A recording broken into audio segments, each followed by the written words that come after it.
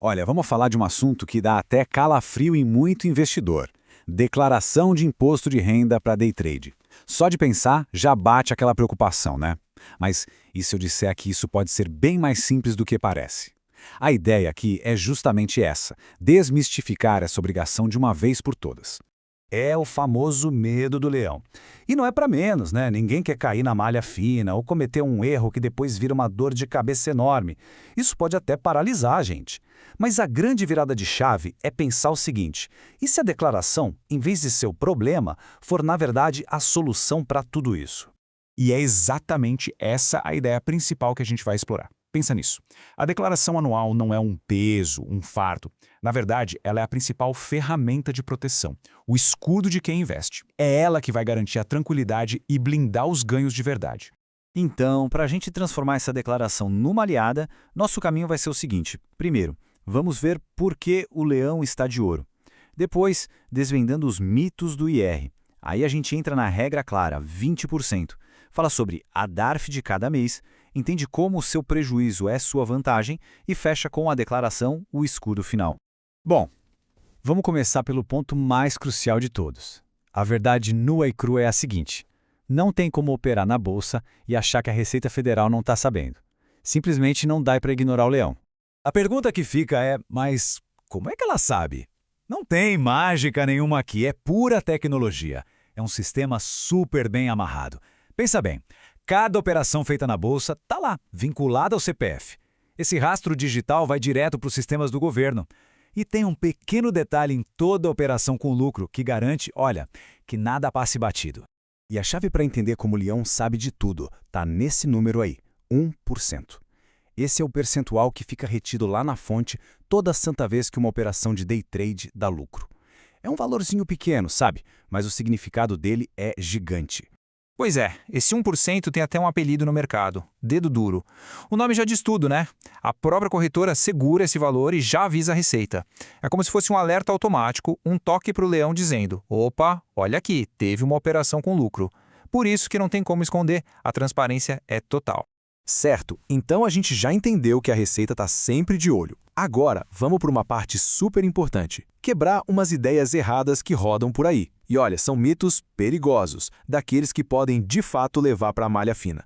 E esse aqui, esse é talvez o mito mais perigoso de todos. Muita gente pensa, se eu tive prejuízo, nem preciso declarar. Errado! Erro gravíssimo que pode custar caro. A verdade é justamente o contrário. Declarar o prejuízo não é só uma obrigação, é um direito. Um direito que permite usar essa perda para abater lucros futuros e, com isso, pagar menos imposto de forma totalmente legal.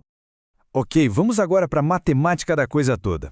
Afinal, qual é a regra do jogo? Quanto de imposto se paga sobre o lucro no day trade? A resposta, felizmente, é bem direta. Mas antes de falar de número, a gente precisa ter certeza de que está todo mundo na mesma página, falando a língua da Receita Federal. Para ela, day trade é isso aí, uma operação ou várias, que começam e terminam no mesmo dia, com o mesmo ativo, na mesmíssima corretora. Guardar essa definição é a base para tudo. E aqui está a regra de ouro, o número mágico. Para day trade, a alíquota é de 20% sobre qualquer lucro, não importa o valor. E aqui está o pulo do gato, não tem isenção. É bem diferente do swing trade com ações, por exemplo, que tem aquela isenção para vendas de até R$20 mil no mês. No day trade não, se lucrou R$1, tem que pagar imposto sobre esse R$1. Beleza, já sabemos que a alíquota é 20%. A próxima pergunta óbvia é, mas como e quando eu pago esse imposto? A resposta está numa sigla de 4 letras que todo day trader precisa conhecer: DARF. Essa é a obrigação mensal. E o processo é quase um ritual, se repete todo mês, como um reloginho. É bem simples, na verdade. Passo 1, apurar o resultado do mês, ou seja, ver se teve lucro ou prejuízo. Passo 2, se deu lucro, calcula os 20% de imposto em cima dele. Passo 3, gerar a tal da DARF. E o passo 4, claro, é pagar essa guia até o último dia útil do mês seguinte. Sem mistério. E aqui vai uma dica prática, que olha, faz toda a diferença. Na hora de gerar a DARF, tem que colocar o código certo.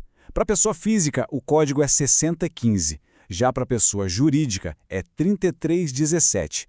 Parece um detalhe bobo, mas errar esse número pode criar uma confusão e uma dor de cabeça que ninguém merece. Lembra que a gente falou sobre o mito do prejuízo? Então, Vamos voltar nesse assunto, mas agora com um outro olhar. E se a gente parasse de ver o prejuízo só como algo ruim e começasse a enxergá-lo como uma ferramenta? Uma ferramenta estratégica para gerenciar os impostos. Para isso funcionar, tem uma regra de ouro, a mais importante de todas. Prejuízo de day trade só pode ser usado para compensar lucro de day trade. Não dá para misturar com swing trade, com fundo imobiliário, nada disso. É como dizem por aí, cada um no seu quadrado. E a parte boa é a flexibilidade que isso dá. Dá para usar um prejuízo para abater um lucro que aconteceu no mesmo mês. Se sobrou prejuízo, não tem problema. Ele pode ser carregado para os meses seguintes. E o melhor, não tem prazo de validade. Esse prejuízo pode ser usado daqui a 1, 5, 10 anos. Mas, e esse é um mais bem grande, para garantir esse direito é fundamental que tudo esteja direitinho na declaração anual. Pronto. Agora a gente chega no grande finale, o momento em que todas essas peças se encaixam. A declaração anual de imposto de renda. É aqui que a gente consolida tudo que foi feito mês a mês e, finalmente, ergue aquele escudo protetor que a gente falou lá no começo. É bom pensar na declaração anual como um grande resumão do ano para a Receita. É nesse momento que se informa o resultado de cada mês, confirma todos os impostos que já foram pagos via DARF e, o mais importante, é onde se oficializa aquele saldo de prejuízo que vai poder ser usado lá na frente.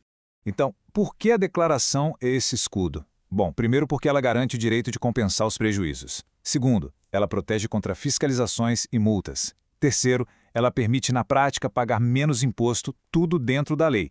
E por fim, ela consolida tudo, apresenta um quadro claro e organizado para o leão, sem deixar margem para dúvida. É de fato a maior camada de segurança de um investidor. No fim das contas, fazer a declaração certinha não é só cumprir uma obrigação. É um ato de inteligência financeira.